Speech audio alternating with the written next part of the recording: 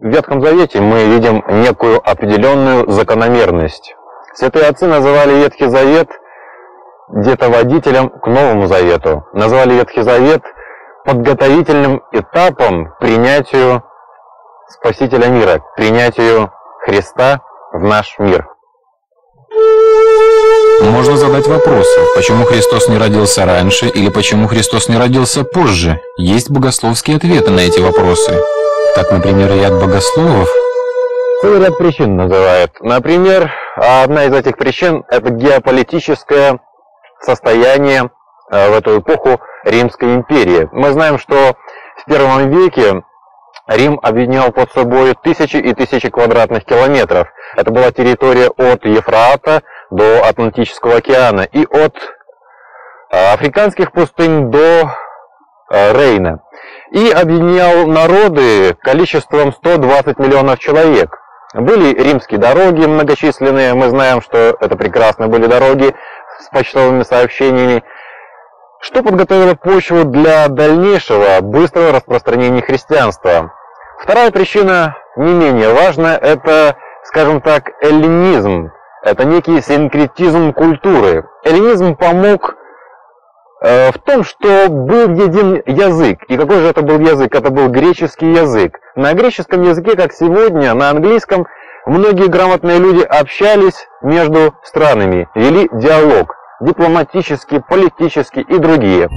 Помимо этого, на греческом языке исполнялись все театрализованные зрелища, ставшие неотъемлемой частью культуры Римской империи. Писались трагедии и хвалебные оды императорам. Таким образом, язык сыграл свою важную роль в распространении христианства в дальнейшем. И еще один немаловажный фактор – религиозный синкретизм. Ведь когда под власть Рима перешел весь культурный мир Средиземноморья, что могли дать старые итальянские божества – Юпитер, Юнона, Марс и другие – пестрому многоязычному населению, нуждающемуся в утешении?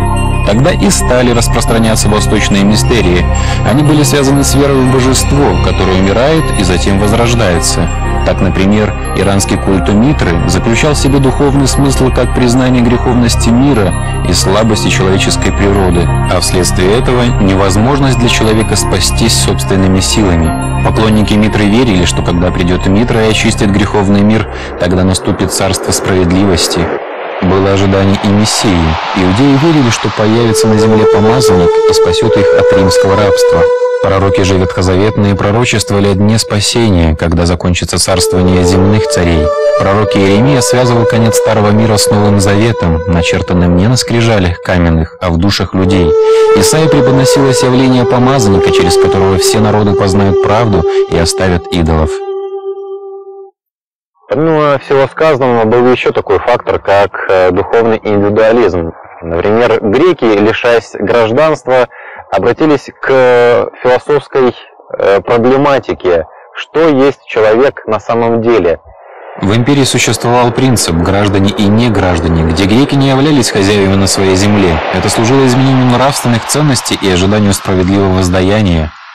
Таким образом, мы видим, что исторические моменты, такие как геополитическое состояние Римской империи, религиозный синкретизм, эллинизм и индивидуализм, обращение к себе, привело человеческое духовное состояние к максимальному ожиданию некого чуда, дабы явился в мир тот, кому надлежало было явиться, Спаситель Христос, который скажет в будущем, что на камне веры я созвежду церковь свою, и врата адовы не одолеют ее.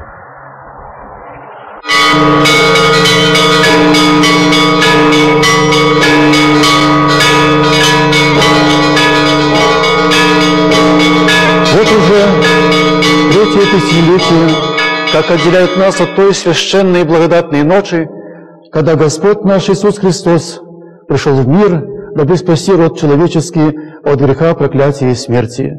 Совершилась великая тайна. Бог явился в мир во плоти. Господь пришел, чтобы умиротворить человеческую совесть и соединить небо и землю, потому что разделение произошло от человеческого греха. Мы рады всех приветствовать в этот торжественный, мироспасительный день праздника Рождества Христова, с этим великим праздником. От души желаю, чтобы эта ангельская песня, которая была воспета ангелами, родившимся Господу, была в наших сердцах и отображала также мир и в человецах благоволение. Сегодня, дорогие друзья, мы благодарим Бога за то, что вечное, непостижимое, безмерное в Рождестве Христовом вошло в нашу жизнь. Он открыл нам лик вечности, который стал для нас человеческим лицом божественного. Явление человеческого в божественном становится в христианстве центром мыслей, жизни, веры. Пусть свет Вифлеемской звезды и благоволение Божие будет с вами в новом году.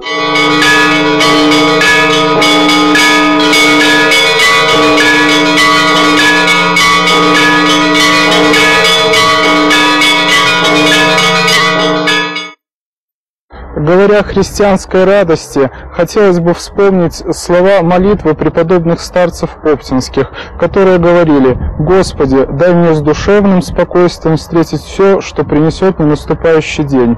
Если в сердце всякого христианина будет вот такое доброе ожидание от Бога милости и в то же время смиренная благодарность за все то, что Господь в нашей жизни посылает, вот это и есть та духовной радостью, которой должен жить всякий христианин. И в этот праздник, наверное, каждый из нас может с особой силой и ликованием воскликнуть, что «Господи, слава Тебе за все те милости». Желая сердечно, чтобы любовь не искала своего, чтобы щедрость не ждала почестей, чтобы прощение не помнило обид, и чтобы терпение хранило надежду, а радость ближнего отозвалась молитвой во славу Божию. И, работая над замыслом программы, телегруппа хотела, чтобы не только тема Рождества радовала, но и найти в себе действенную радость, которой живет христианская душа, принести радость тем, кто нуждается больше всех в человеческом участии.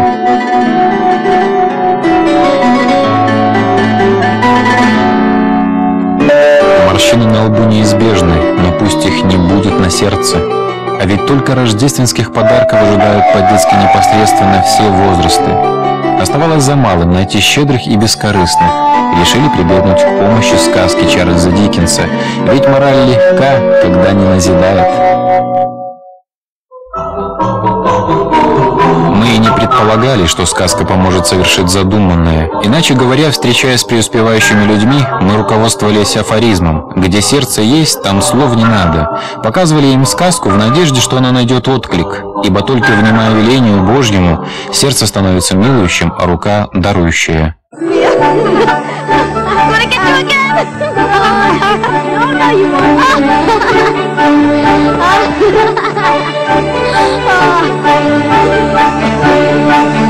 Скрудж и Марли. Денежные займы.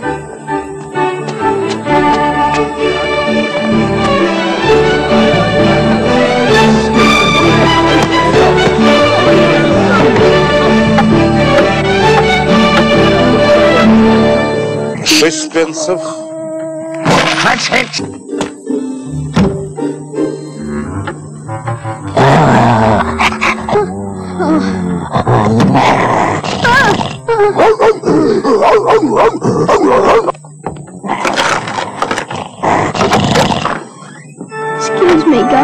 Простите, сэр.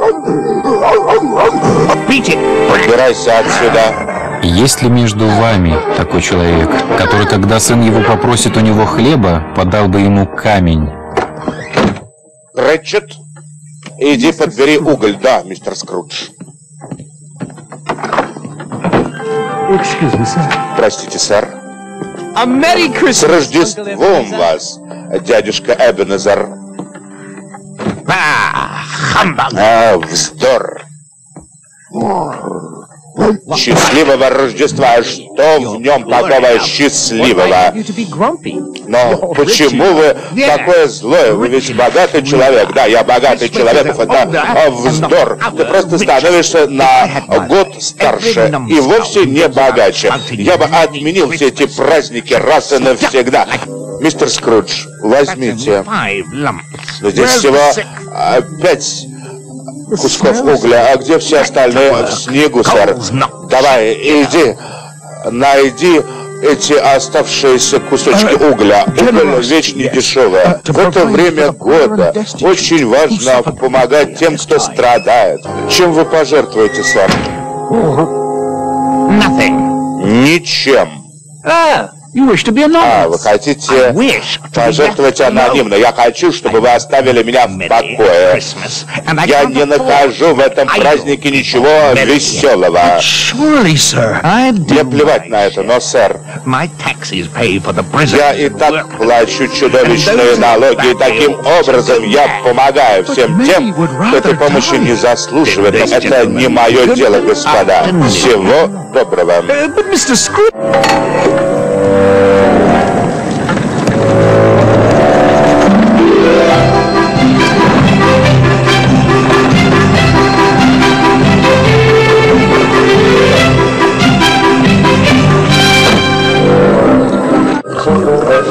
Этот старик холодный как лед.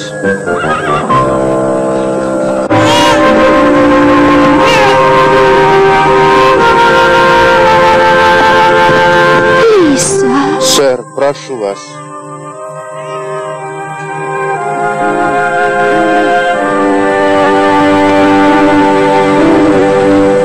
Это не мое дело.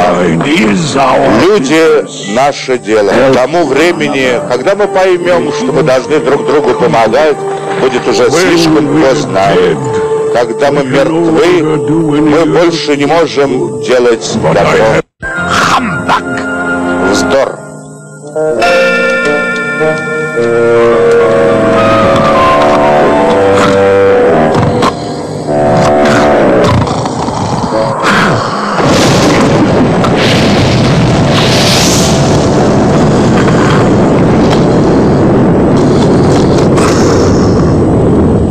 Доброе утро, Эбенезер Скрудж.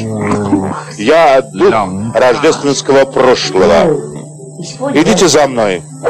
Еще одна бессонная ночь. Только этого мне не хватало. Ну, идите сюда, Скрудж. За мной.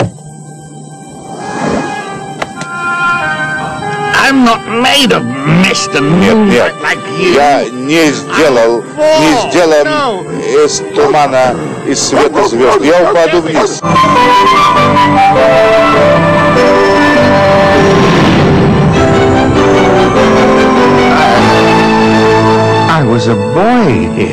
Здесь я жил в детстве.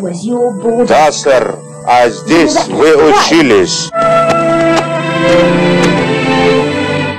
Это я, бедный, всеми забытый мальчик. Он, я. Меня никогда не приглашали домой на праздники. Вчера около моей двери стоял маленький мальчик. Наверное, мне нужно было ему что-то дать. Вот и все. Но вы ждали, сэр. Вы бросили с него углем. И на это Господь дал нам правила жизни.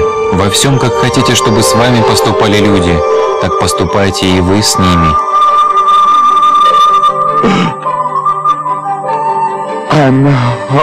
Я дома. Я дома. С Рождеством вас всех! Поздравляю с Новым годом весь мир!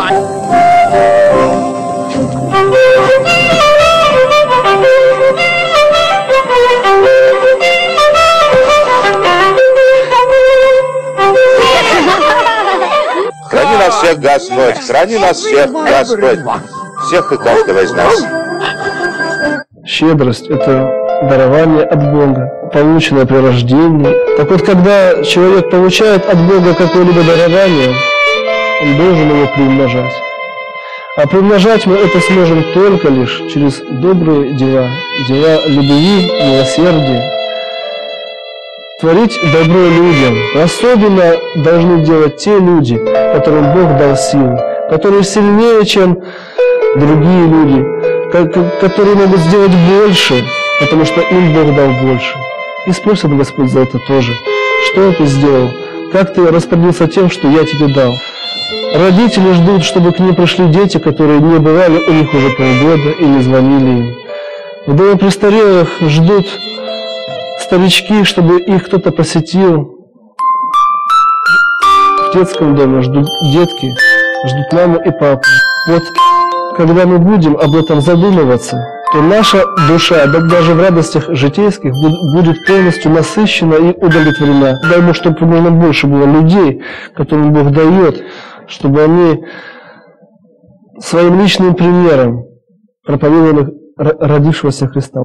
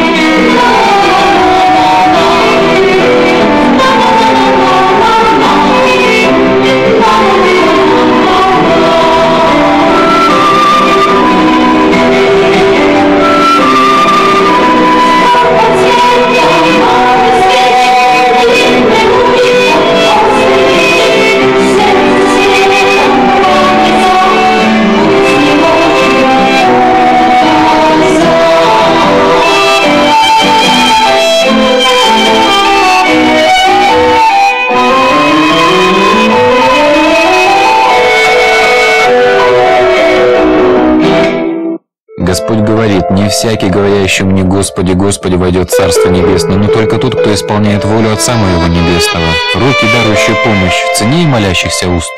Если ты стоишь на молитве, и кто-то в это время попросил у тебя подать воду, оставь молитву и подай воду. Ибо молитва – дело частное, а вот уже тобой поданная вода – это и есть начало общественного служения. И один Бог, наш Иисус Христос, любит всех нас равно одинаково. Господь от нас ожидает, чтобы мы уравнялись с Ним в своей искренности и отзывчивости.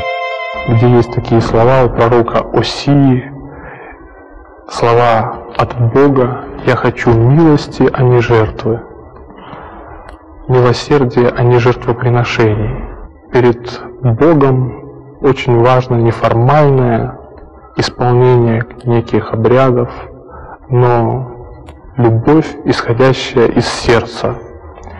И рождественские праздники – это наиболее подходящий период для того, чтобы мы вспомнили об этом. Щедрость состоит не столько в том, чтобы давать много, сколько в том, чтобы давать своевременно, точно подметил Лабрюер. И хочется продолжить мысль: давайте вовремя дарить доброту нашим родным. Давайте вовремя любить наших детей. Давайте вовремя говорить нужные слова. И давайте жить собой в мире, ибо время не ждет. В этот день, день Рождества, родился Христос, Спаситель мира. И мы, христиане, должны постараться к этому дню подтянуться. Все свои недоделки духовные и какие-то, то, на что мы хромаем, часто подтянуть, исправить, быть добрее, милостивее. Мы помним, какой Христос, какие Его святые, как они поступали с ближними. И вот, глядя на это, как нам светлый маяк, мы должны подтянуться, чтобы принести дары приятные Христу.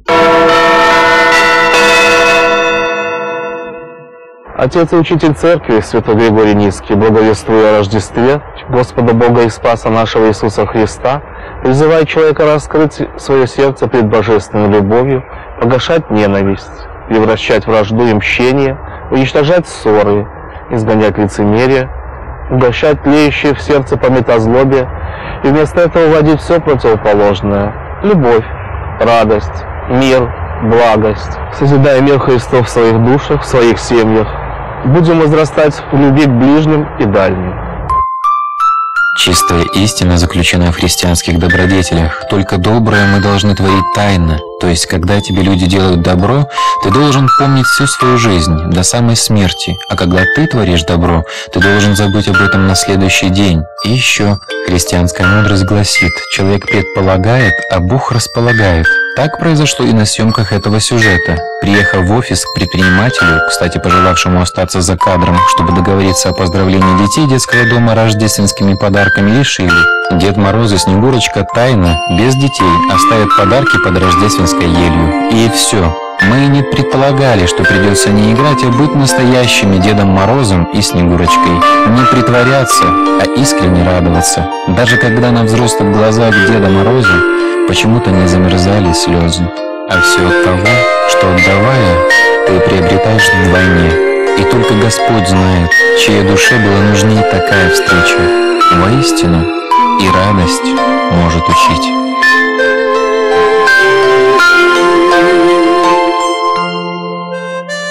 Они мечтают о своей индивидуальной маленькой жизни, имея папу, маму, сестричку, братика, и все.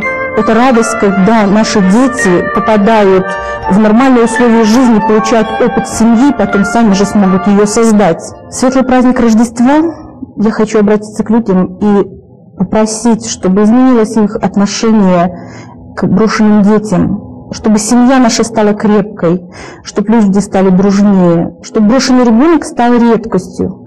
А если это получилось, то я призываю людей прийти и помочь этим детям сделать праздник, чтобы в эти рождественские дни каждый ребенок почувствовал свою нужность.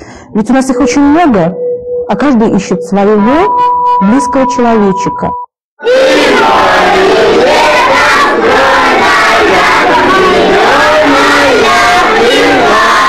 А слова-то какие есть в песенке. Мороз снежком укутывал, смотри, не замерзай. Не замерзнет. Елочка сейчас хорошо, она в тепле и согрета детскими улыбками и радостью. Так и наши души не должны замерзнуть от черствости и повседневности. Украшение древа уходит глубоко в историю. В мировой праздничной традиции есть различные символы древа, ветвей или листьев. Так, например, зеленые листья в зимний праздник Сатурналий у древних римлян и дубовые ветки с золотыми яблоками у друидов. В Древнем Египте существовала традиция украшения священного древа, как символа жизни. Древо имело нетрадиционную форму и было в виде пирамиды или конуса, украшалось растительностью, позолоченными вещицами и золотыми фруктами.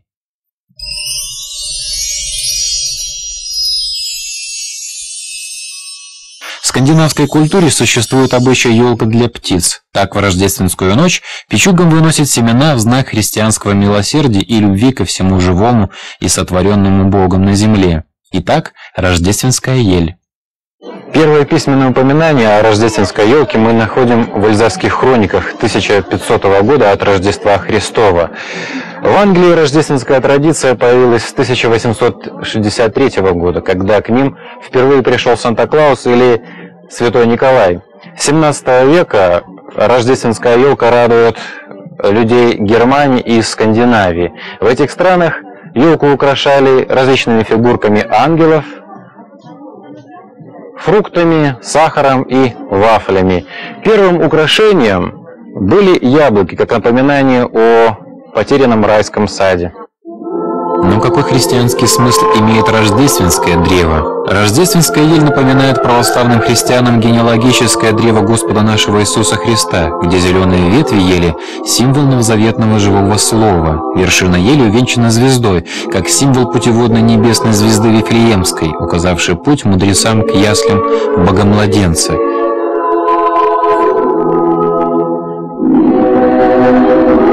Святейший храм Минска, собор Петра и Павла поздравляет всех с Рождеством Христовым.